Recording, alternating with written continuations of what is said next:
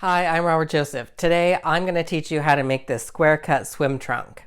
Now, before we get started, I just want to let you know that this is an updated version of the original video that I posted. In this video, the main difference is that you're no longer going to have to read how to put it together. I'm actually going to tell you how to put it together by narrating the entire video. So you'll be going on this journey with me. So another thing you should know about this suit is that you can make it or use it as a yoga short. That's how I advertise it. The way I'm doing it in the video is it's fully lined. So we have a rolled over elastic waistband. It's fully lined, and I actually put a drawstring in it as well. Of course, if you're going to use it as a yoga short, then you don't need to line it and you don't need the drawstring. So with that, we'll actually get right into the tutorial right after the intro.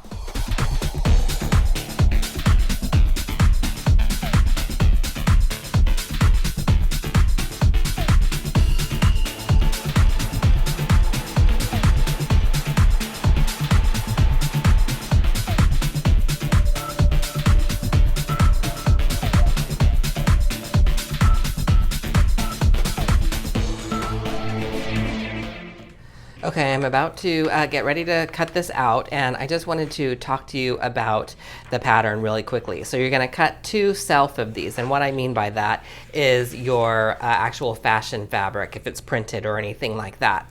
And then you're going to cut 2 lining, and I have a lining here, and this is called Helenca, H-E-L-E-N-C-A, and it's a lightweight polyester. It's usually 100% polyester or 100% nylon. So just look for that on the internet. So you don't have to line it if you don't want to, but of course that will, if you don't line it, then it may be kind of uncomfortable for you to wear. So the other thing about this is that I'm going to enclose all of the seams. So this is actually a left and a right side of the garment. So this is the front and this is the back. So you need 2 of them for the left and the right side of your body. And then I have a 1/2 inch seam allowance. And then up here we have 3/4 inch wide elastic, and that's what I'm going to be using today. And then the center front and the center back seam and the inseam here are all 1/4 inch seams, which are your usual overlock seams, and that's what I'm going to be using today. The other thing that I want to mention is this arrow here is called a grain line, and that's the direction you should really be cutting. So when you lay this on your fabric, this should be going across the width of your fabric. So that's actually usually the greatest stretch of your fabric. So make sure that you have your selvage end and your selvage end, and you know where that is. So I'm going to get this cut out now, and I'm actually going to make sure that I actually cut my notches out, and that's just to help me line everything up once I get to that point, okay? So the cutting out is actually, I'm going to speed that up. That's what I normally do. So let's get this laid out and cut.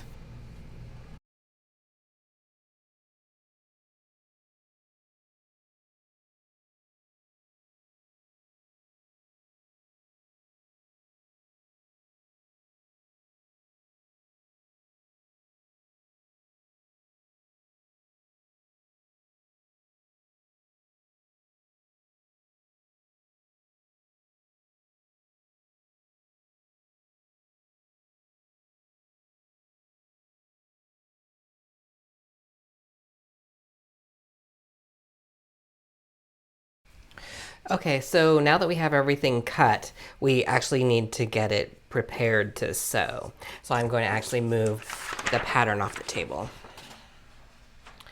Okay, so when we sew these together, the first thing that I'm going to do is I'm going to match my face sides to face sides. And when I say face sides, I mean the right side of the fabric. So there is a right side and a left side to the garment.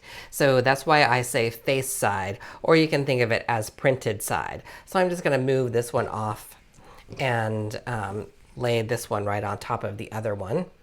And now these are face sides together. And I'm using a swimwear fabric that is actually has a lot of body, so it's easier to work with, but it is kind of slippery. So now for the lining, and we'll have to look for the face side of the lining. We probably should have checked that before. I think actually this is the face side. So it probably doesn't really matter in the long run unless you have a wicking fabric. And this fabric isn't wicking. That means that it's moving the inside moisture to the outside.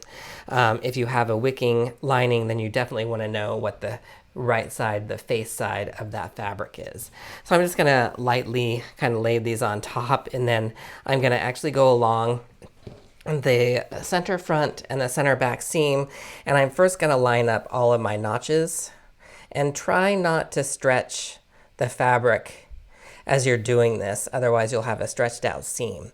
So I've got these pinned, and what I'm going to do is I'm just going to, I've got them all matched up. I meant to say I'm going to pin, and I'm going to pin them here. And then that way, since you've got everything lined up, then it's a little bit easier to line all these edges up along. And I have a crease here in my fabric, which is giving me a little bit of trouble, but it'll be okay once we get it into the machine. And then I'm going to get this other part, this curve at the front, matched up. That went pretty easy. Now let's work on this back.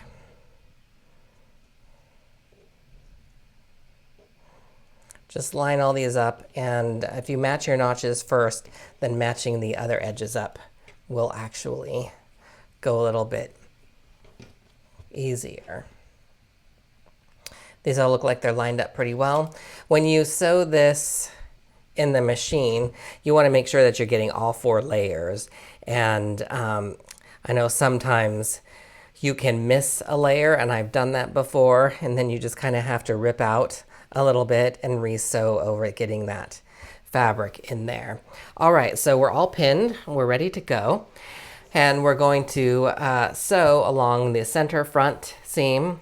I'm going to sew from the crotch here, this inseam part here, from here all the way up to the waist. And then I'll probably reverse my pins for this side because I also want to sew from that inseam all the way up to the waist.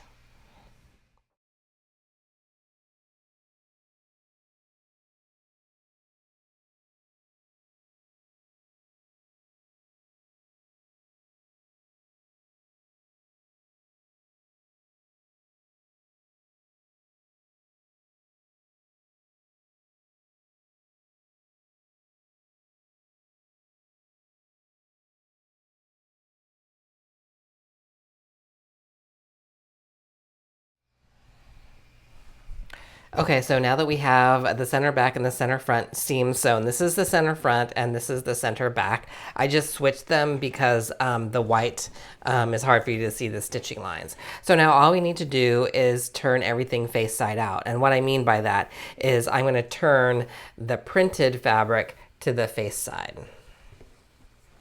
So that's what we will see. All right, so this is the back and this is the front. And then if we kind of peek inside here, we'll see that lining, and we can kind of separate that lining. It's still sewn here at the seam, so that's all enclosed. And then just kind of fold that like that. This is the back. The back is longer than the front. And so this is the front, and you can kind of see the back peeking through there. And so we've got that lining separated as well. So I'm going to actually flip so I can actually see the lining side. And I'm going to lay it on the table with the back on the table, and then the front is up. And what we're going to do is we're going to match the front seam to the back seam, okay? So we'll just do that right like that. And I'm just going to put a pin here holding those together just for the time being, like that. And then we can match up that inseam. And I'm going to actually pin it this way because it's easier to pull those pins out if I need to. And then I'm going to match the other side of that inseam. All right. Now that I have that done, what I'm going to do is I'm going to redo this pin. I'll pull that out, and then I'll put that going the way the other pins are. The reason I did that is because if I get carried away in the machine and it goes too fast, then the knife will hit that pin, and we don't want that to happen. So now what we're going to do in the overlock is we're just going to sew this seam together. And once you get to this seam, you may have to help it through your machine depending on how heavy duty your machine is. So just kind of carefully go over that and kind of help it through the machine at that point. All right, so let's sew that seam.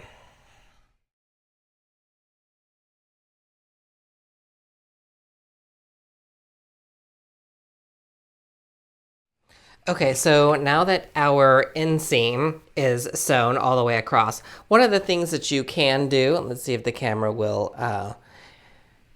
refocus, and I don't think it's going to focus enough. It's this is very bright white.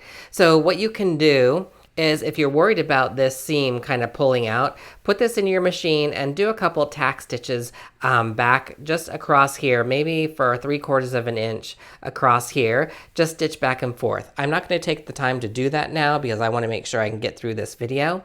But if you tack it here, that doesn't really need to stretch a whole lot right here in that spot. It does need to stretch along the leg here a little bit, as it does, but right here at that center point, if you want to, you know, just tack it there to hold it from splitting, you can actually do that.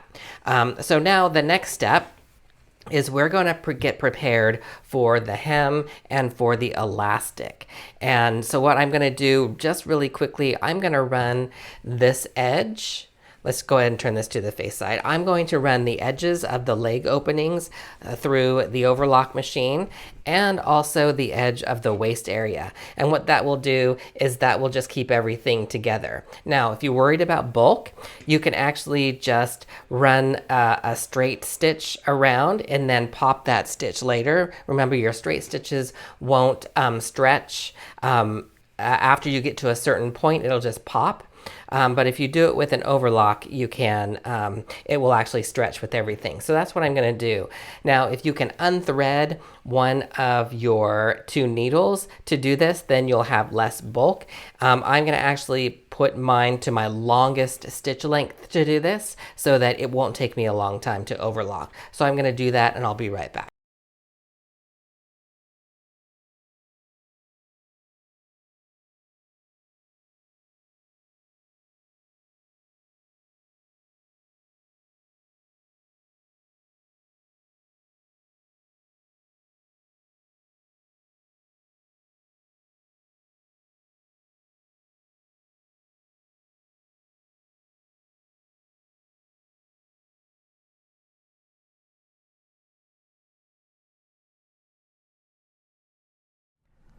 Okay, so before we can actually put the elastic on the waist, we actually need to put the buttonhole on. For those of you who are making a swim trunk, you'll need a buttonhole or an opening for the drawstring. So a couple of things to know is that you don't want to put the buttonhole right here or near the actual seam. That's too much bulk. So what I'm going to do is I'm going to put it a ways away. Now you could put 2. I'm just going to do 1. So I'm going to put it a ways away over here on this side.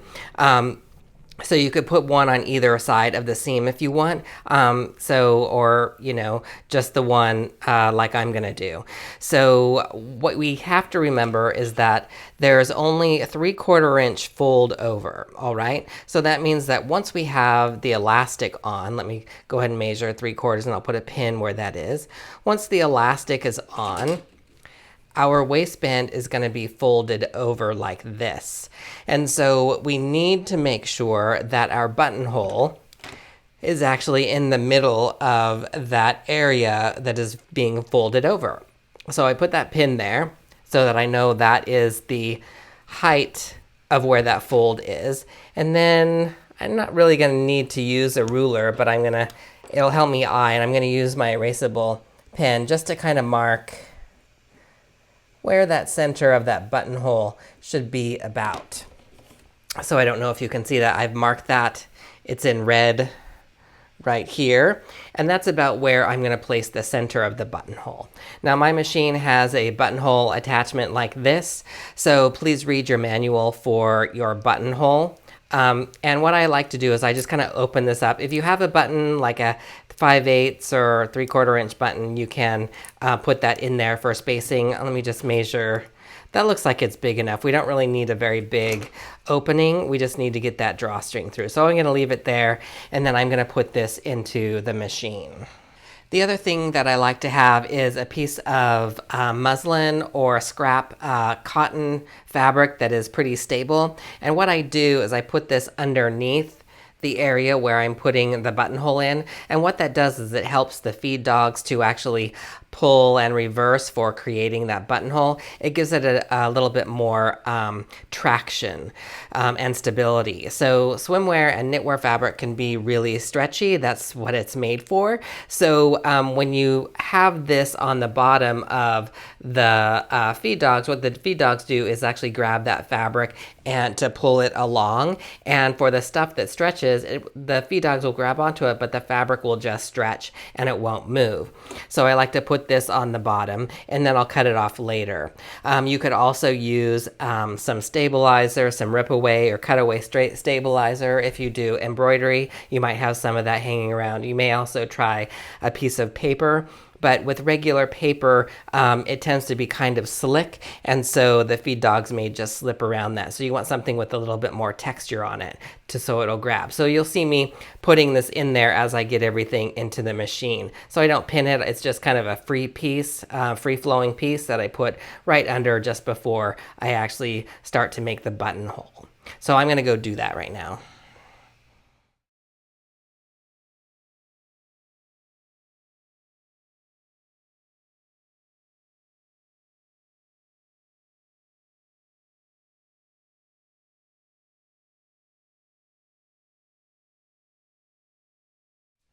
Okay, so the buttonhole is on there. So what I'm going to do is I'm just going to clip off this extra fabric, and be careful not to actually cut your garment. Just trim it off all the way around the buttonhole. We're not going to open the buttonhole right now. We're going to wait till just before we actually install the drawstring. And that's so everything stays together while we're actually zigzagging or stitching down the elastic to the body once we have to re-roll it over. Okay, so now we're actually ready to work with the elastic. Okay, so we're ready to prepare the elastic, and I'm using 3/4 inch wide elastic. You could use a wider elastic if you want to, but understand that that will decrease the height of your suit. So all we actually need to do first, you'll just need to cut the length that you want, and I have suggestions right there on the pattern, and they are suggestions. You can of course change that for if you want something that's more snug. So I've pre-cut this, and all we need to do is mark either of the ends for the seam allowance, and the seam allowance is a 1/2 inch. So I'm just going to use a erasable pen, and I'm going to mark a 1/2 inch on either side. And when you do this, go ahead and make sure that you're actually marking on the same side of the elastic at both ends. And this is actually going to be our stitch line. So now that those are marked, what we're going to do is we're going to actually lay these right on top of each other, matching those lines up right on top of each other. And then you'll want to make sure that you don't have any twists in the elastic. All right, so I've got this all lined up, and I'm just going to take a pin to keep it all together so that I don't lose it. It doesn't come apart while I go over to the machine. So all we need to do now is stitch right on this line.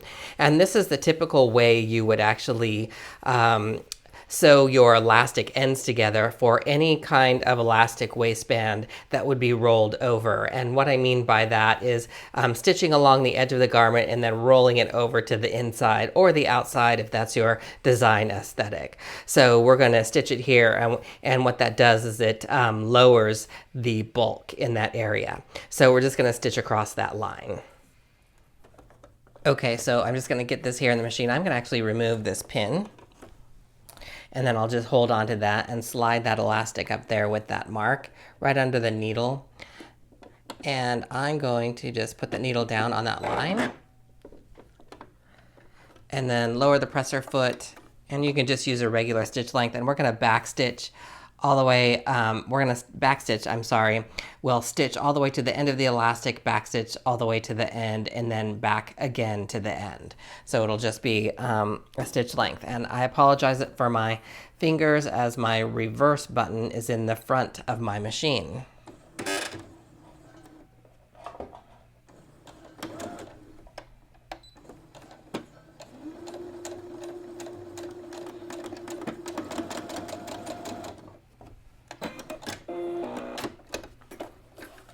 All right, and so that is sewn together.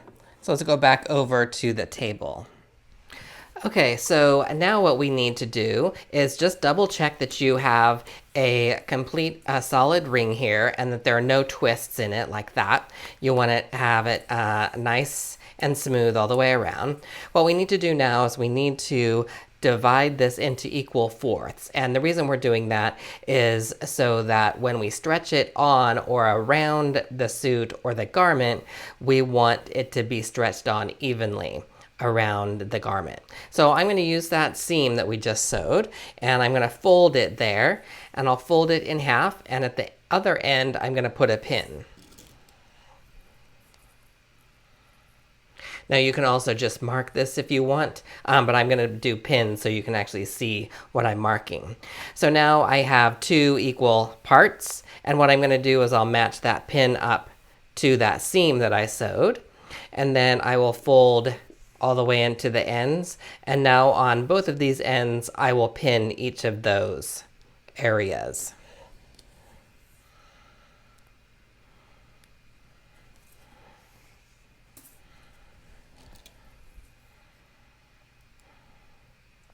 Okay, and now we have our elastic ring divided equally into fourths.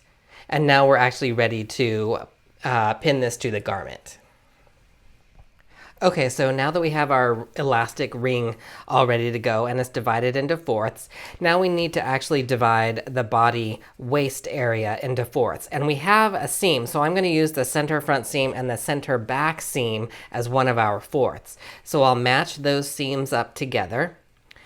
And then I will carefully walk the edge of those seams up. And remember that the back is higher than the front, so you'll just have to carefully walk the edges until they have a nice folded edge. And I'm going to put a pin here.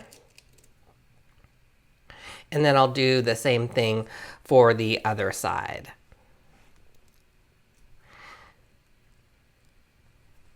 All right. And then what I'm going to do is to make it easier for you to see, I'm going to turn this inside out. You don't have to do that. I'm just doing it so that you can see it better. So now this is the back. And what I'm going to do is I'm going to match all of my pins and that seam up to the edge of the garment and then to my other pins. So I'm going to, where is my seam? There's my seam. And I will match that seam up, center back seam. And I will go ahead and pin this together, right? And then I'll just carefully walk that elastic over. And there may be a slight difference. It's okay. Don't stretch it. Just move the pin over to match the other pin, because we'll be stretching this as we sew it. Okay? You see how if I just carefully walk these two together, there is a slight difference. And I wanted that. That's how I built that. And there should be just a slight difference.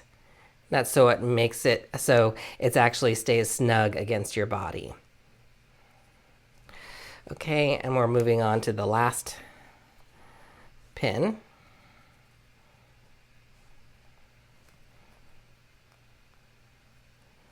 And I'm going to take these other pins out right now. Okay. So now it's all pinned, and I actually want to sew this way, so I'm going to be putting this in on the machine like this. I'm going to put the elastic on the bottom, I think, and I actually should have pinned this the other way, but I wanted you to see where I was pinning it. So what I'm saying is, as I'm putting this through the machine, I want to be able to grab those pins off because I want to see the face side of the fabric as I'm sewing. So we'll just reverse these pins, and we will need to stretch this slightly as we go through the machine, and that will help the stretch amount. There's not very much, but we'll probably stretch this a little bit, and that's so that the elastic and the garment don't actually get stretched out by the stretching of them in the machine. And actually what also that does is if we're stretching it just slightly, that actually gives us a little bit more stretch when we're actually pulling the garment on ourselves, so that any of these stitches, even though it's an overlock stitch, so that those stitches won't pop out. So let's run over to the overlock and we'll get this started. And I'm going to start about here just before the center back seam.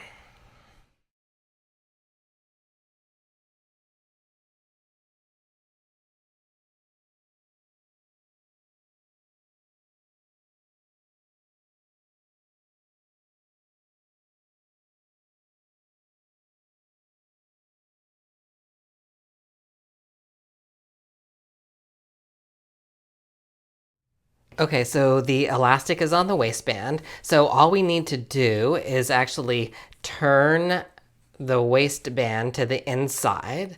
So right here on the edge of the elastic, turn that flat across, and then I'm going to go ahead and pin it. And we're actually going to be sewing on the wrong side. That's so you can see your zigzags. If you want to stitch on the front side, the face side, you could do that, but you'll need to make a note of where the edge of this elastic is. So I'm just going to make it easy and do it on the inside of the garment. So again, make sure you're finding that edge of the elastic, fold that over, and you want to make sure that this edge here is nice and flush. Okay, now I'm pinning this way, but of course you could also pin like this. Okay, so any way that works for you, just make sure that you're not, poking holes in your fabric. Some swimwear fabric can be very tightly woven and it will actually put holes in the fabric, or you might grab one of the yarns and then stretch that yarn out. So just be careful when you're pinning.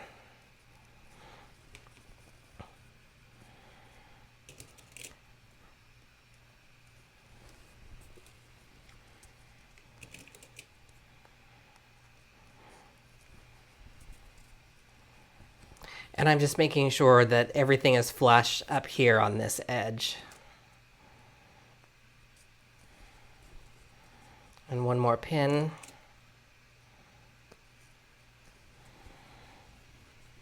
Okay, so that's where what we're going to do for the pins. And I'm going to start here. This is on the back, the center back. So I'm going to start probably about an inch or an inch and a quarter away, and then I'll stitch over this. And I may need to help the machine a little bit through right here because it is rather thick. Of course, if you have an industrial machine, it will take that no problem, but just be really careful around this edge.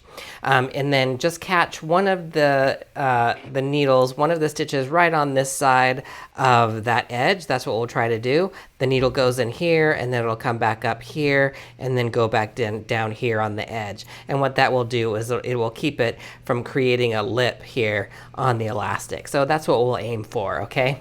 So I'm gonna set my zigzag on my machine at 4.5 wide and 3 long. So that's how I will be zigzagging this down.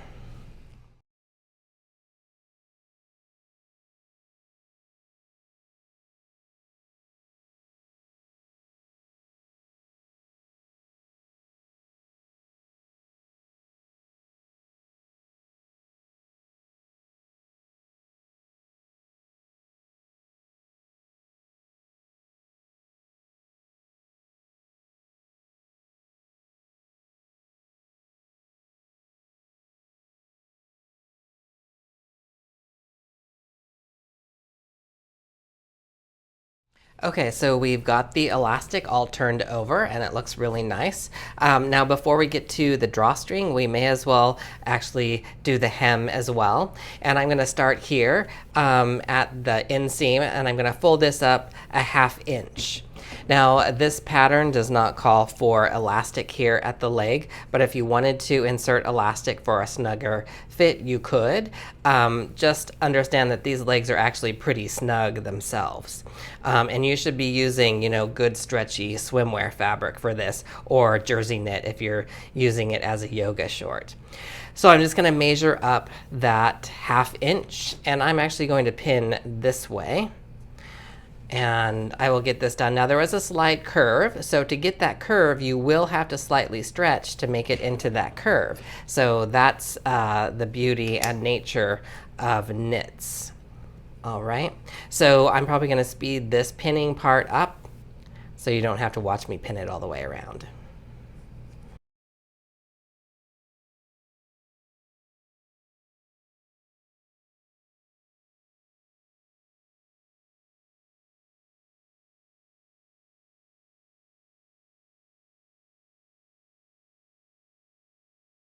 Okay, so now that my hems are all pinned up and I actually just used my eye, I did measure in a few spots, but after you do this several times, you'll get an eye for what a 1/2 inch looks like. So we're actually just going to go over and zigzag this down just like we did with the waistband, and we're going to use that same height and length and width that we used here. So again, that's 4.5 wide and 3 long. Oh, and before I go over there, I want to just mention where I start. So this is the back. So I usually start my zigzagging here on the back on either side. So we don't actually see the start and stop of the stitching. And it's always here somewhere around the inseam of the short, but not on that seam, okay? Because that's too thick right there. So I'll probably start it somewhere right about here.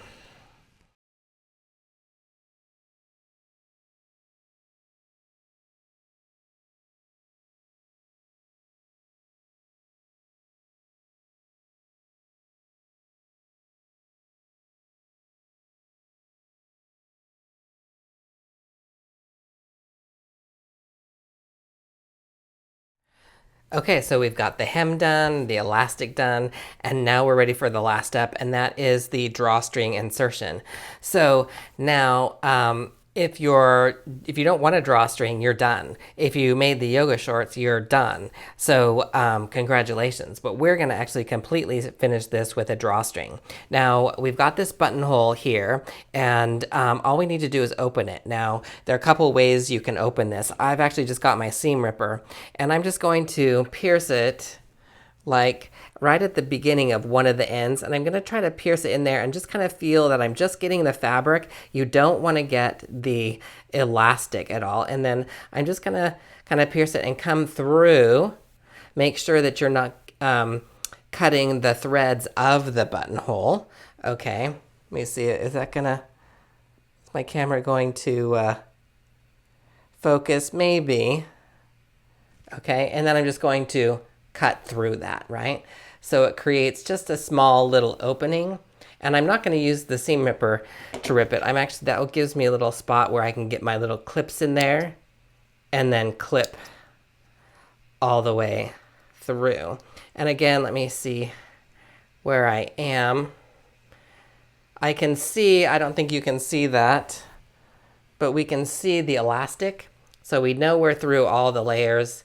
And we don't want to cut the elastic. We just want to cut through all of those layers. And just keep peeking in there. And I think,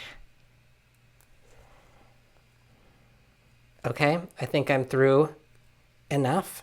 And we can double check it because we're going to use this big safety pin. And if I can get the safety pin in there, and that means that I'm not all the way through.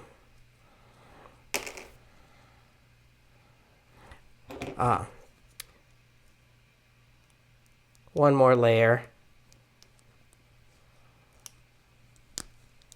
Okay. And there. I believe I'm through there. Okay, so there's that elastic. Okay, of course you don't want to like be stretching out your buttonhole, but you need to make sure you get through all the layers. And I forgot that I put that piece of muslin in there, so it looked kind of like the elastic. So now I can actually get this in there, and you can kind of see the safety pin going through that way. So now that we have that opening, and I'm going to make it a little bit easier by turning this all the way inside out. And then I've got my drawstring pre-cut, and I usually cut about 10 inches longer than the waist measurement. So if you have a 32-inch waist, that's what this what was made for, the medium, then I cut this 42. But of course you can cut it longer or shorter, however you feel the need. So this particular drawstring is polyester, polyester nylon, and it stretches a lot. I know that this is hard to find, and it can be kind of expensive. So most of the drawstring that you'll find is going to be 100% cotton. If you can't find anything else and you do use that, I would suggest washing that in hot water. Give it a hot water bath and then throw it in a hot dryer, and that will actually shrink it, hopefully enough. Because if you're putting that cotton drawstring through water or whatever, it's going to shrink on its own, and you don't want it to get too shrunk when you're after swimming. So whatever you're using, you're going to actually tie off one of these ends. So I just tie this in a knot. Okay, and I'm actually just going to trim that up. That was a really big end. And then I take the safety pin. Let me see if I can move this so you can see it kind of on the gray area. So I've got the safety pin here and the drawstring. Open up the safety pin. You can get that pointy, sharp end, and you're going to pierce straight through that knot that you just made. Be careful not to stick yourself. Okay, and then I'll go ahead and close it. And that just ensures that it's not going to come off and that this isn't going to untie. And all we do is we feed the end of the safety pin into that hole, and then we're just kind of scrunch it along, kind of pushing the fabric, holding the end of the safety pin, and then pushing the fabric at the head of the pin, just pushing that up to your finger and then pulling it back. And you'll just kind of do that. Once you have done this several times, you'll get the hang of it. Some people worry that the end of this will go on the inside. If you're worried about that, then you can take another safety pin. Don't tie off the end just yet. Take another safety pin, just kind of double this over and then put that at the end, and that will ensure that it can't get in this hole if you're worried about it going back on the inside. So you'll just have to kind of wiggle this around, pushing that fabric up against the safety pin. Now when you come to the seam, you may have to kind of finagle it a little bit in there to get that safety pin to go through with the thickness, but you'll just kind of wiggle this all the way. Sometimes you'll need to pull that fabric all the way back to that buttonhole so that it can actually, so you can get some of this extra drawstring back onto the inside. When you do that, make sure you're still holding onto this end. Otherwise, you will lose your space and the safety pin will go back to its earlier spot, and you don't want that to happen. So for the beginners, this will probably take you a little bit of time to get used to doing this. If you're making a lot of these, I would probably save this, till the end one evening while you're sitting in front of the TV. You can do this while you're watching TV. So I'm coming back here. I'm back at the buttonhole so I can actually see my safety pin peeking through, so I can hold on to that. I'm just going to pull it through. Now, you're going to have to hold this and then just kind of move the extra all the way back around. And I'm just going to continue to pull this. Now, this extra side is not going to come through all the way. You're going to have to hold on to that and then just kind of push the fabric all the way back around the body. This is pretty thick swimwear fabric. It's a good quality. So I'm just going to move this around until I feel like, I have a good length, right? And I think, see the length here? And I cut an extra long piece of this because I didn't want to. I just kind of grabbed it off the shelf and cut a big long piece. And then just carefully move this back to the other side.